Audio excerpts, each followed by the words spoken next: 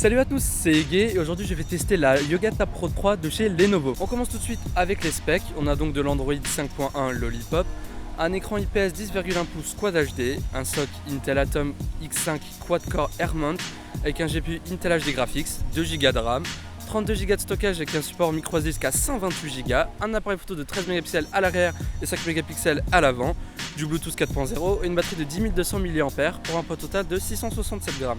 Le prix actuel est d'environ 400 €. Lenovo n'a pas apporté beaucoup de nouveautés à sa Yoga Tab 3 Pro. On retrouve effectivement le form factor de la gamme, que l'on voit nulle part ailleurs, avec un cylindre qui permet de déployer un socle offrant plusieurs positions d'utilisation et qui cache également une grosse batterie de 10 200 mAh ainsi que le Pico projecteur.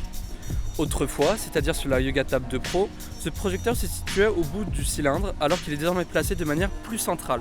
D'après Lenovo, cela offre plus de possibilités de diffusion, l'utilisateur pouvant facilement jouer sur la hauteur de l'image projetée. C'est effectivement le cas, d'autant qu'il est ainsi plus facile de naviguer sur la tablette lorsqu'elle est en cours de projection. Ce socle se déplie en pressant un bouton central, là où était auparavant le subwoofer JBL qui a maintenant disparu. Et on découvre ainsi en dessous un cache pour le port microSD. Dans l'ensemble, cette installation du socle paraît de meilleure qualité que sur le modèle précédent. À l'extrémité du cylindre, un bouton d'allumage prend place, tandis que l'autre extrémité intègre un bouton permettant d'allumer le Pico projecteur lorsqu'on appuie dessus quelques secondes. Le socle, en aluminium, est plus rigide que le précédent modèle, et il y a donc moins de jeu lorsqu'on plie ou on les déplie. Pour ajouter une touche d'originalité à son ardoise, Lenovo a opté pour une coque mêlant aluminium, plastique et faux cuir. L'aluminium couvre le pied, comme indiqué précédemment, et le plastique est au niveau des extrémités de la tablette. Le reste de la tablette est habillé de faux cuir donc, sur lequel est gravé le logo Yoga. Cette tablette côté face arbore d'ailleurs le nouveau logo Yoga à la place typographie bien plus jeune. Les bordures d'écran semblent plus minces que précédemment et une grosse grille de son se situe entre le cylindre et l'écran. Dans l'ensemble, le niveau de finition de cette tablette est élevé et le modèle gris anthracite est vraiment élégant. On en vient même à apprécier le faux cuir qui donne une note de changement à un produit tout de même très strict dans son allure. Comme à peu près tous les composants individuels de cette tablette, Lenovo a cherché à faire mieux que précédemment avec son écran. La Yoga Tab 2 Pro affichait une définition Quad HD sur du 13 pouces, offrant une résolution d'environ 221 pixels par pouce. Sur ce modèle, c'est légèrement mieux en termes de définition, sur une dalle plus petite par contre, de 10,1 pouces. Et cette combinaison offre une résolution d'environ 300 pixels par pouce, bien plus agréable à l'œil donc. A l'usage, cet écran est très bon avec une dalle de qualité. Les angles de vision sont très bons puisque la dalle est très proche de la vitre. Un vrai sentiment de confort ressort de l'utilisation de cet écran et autant dire que ce n'est pas toujours le cas. Néanmoins, c'est un minimum pour une tablette qui se négocie à 500 € à sa sortie. Rien de nouveau et d'innovant du côté logiciel, on a du Android 5.1 avec une petite surcouche Lenovo. Elle reste très fluide malgré les 2 Go de RAM et il n'y a presque ou presque pas de bloatware. Les quelques applications pour gérer le Pico projecteur sont la bienvenue. Lenovo et Intel, c'est une histoire d'amour qui marche.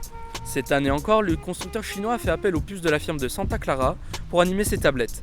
Il y a de l'évolution au programme, parce que ce n'est pas l'Atom Z3745, cadencé à 1,86 GHz, qu'on retrouve dans l'ardoise, mais un Intel Atom X5 Z8500, composé de 4 cœurs AirMount à l'architecture Cherry Trail, gravé en 14 nanomètres et couplé à un GPU Intel HD Graphics. Ce GPU, justement, ne comprend que 12 unités d'exécution, quand d'autres du fondeur en possèdent 16. On s'attend donc à ne pas avoir des performances graphiques optimales en jeu, d'autant que la bande passante GPU est assez faible. Pour mettre des mots plus doux sur du langage technique, on dira que ce SoC Atom est un SoC de milieu de gamme assez classique, qu'on mettra facilement sur le même plan qu'un Snapdragon 615 par exemple. Intel, qui pouvait opter pour plus de mémoire vive pour cette tablette, a choisi de n'opter que pour 2 Go seulement. Ce que l'on constate, c'est que les performances de la tablette sont plus proches de ce qu'on attend d'un produit milieu de gamme que ce que ne l'était celle de la Lenovo Yoga Tab 2 Pro. Ce n'est pas pour autant qu'elle est excellente, montrant assez rapidement ses limites sur des jeux gourmands ou lorsqu'on a beaucoup d'applications en cours d'exécution. Quitte à rester chez Intel, on regrette que Lenovo n'ait pas opté pour le même SoC que l'Acer Predator 8, qui coûte simplement un peu plus cher mais qui est beaucoup plus performante.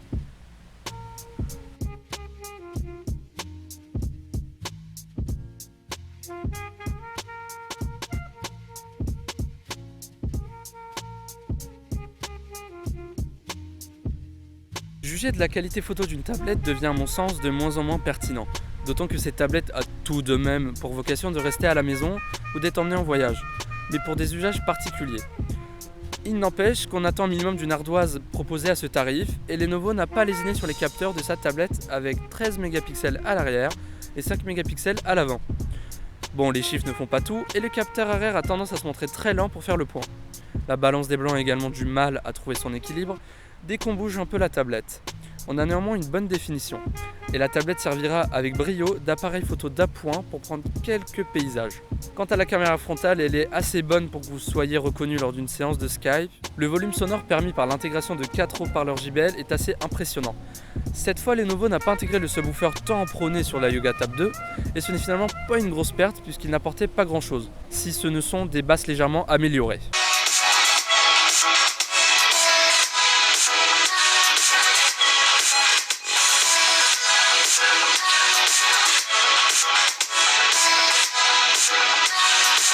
Quand on lit la fiche technique, ce Pico projecteur n'a rien d'emballant pour qui a déjà touché à un vrai projecteur.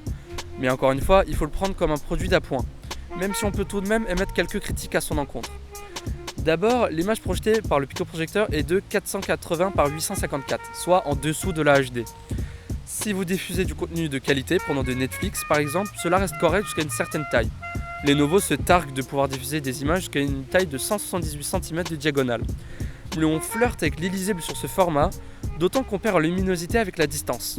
En parlant de luminosité, le projecteur n'affiche que 50 lumens, trop peu pour permettre une utilisation confortable hors d'une totale obscurité. Mais c'est mieux que la version précédente qui plafonnait à 30 lumens. Pour conclure, le Pico projecteur est cependant excellent et j'ai même installé un écran de projection dans ma chambre pour regarder le soir mes séries et mes films. Avec le son JBL intégré, c'est vraiment un régal.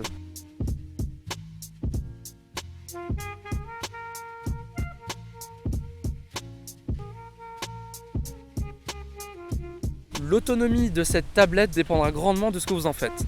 Parce qu'entre une utilisation très classique et la projection de films, il y a un monde d'écart. Sur une heure de vidéo en Wi-Fi sur YouTube, avec la luminosité à 50%, on perd 17%. La moyenne étant de 14%, c'est pas terrible pour cette tablette, d'autant plus qu'elle a une batterie de plus de 10 000 mAh. Dans les faits, Lenovo a raison de dire qu'on tient plus de 18 heures d'utilisation avec cette tablette. Pour une utilisation lambda, cela s'avère, mais pas lorsqu'on utilise le Pico projecteur. Lorsqu'il est allumé, on peut considérer qu'on perd entre 15 et 20% de batterie en 45 minutes, le temps d'un épisode d'une série par exemple. Branché sur secteur avec un chargeur classique, on évite la perte de charge tout en conservant le produit à une température convenable. Sur le modèle précédent, on perdait quand même de la charge en étant branché. Quand on utilise le chargeur de Lenovo par contre, qui permet de recharger la tablette très rapidement, on peut remplir l'accumulateur à un bon rythme tout en utilisant le projecteur. Le souci, c'est que ce chargeur a tendance à faire chauffer la tablette, ce qui entraîne quelques soucis au niveau du projecteur. La luminosité de celui-ci fait des bonds et l'image se part parfois d'un filtre rouge. Il vaut donc mieux éviter la recharge en même temps que la projection. Cette tablette est vraiment bonne, elle a ses petits défauts, mais pour 400 € à l'heure actuelle, elle reste correcte. L'appareil photo est correct, le son et l'écran sont très bons, la puissance est correcte aussi, permet de jouer à n'importe quel jeu sans trop de bugs, et le vidéoprojecteur est un vrai plus. Merci d'avoir regardé cette vidéo, sur ce je vous dis à la prochaine, ciao!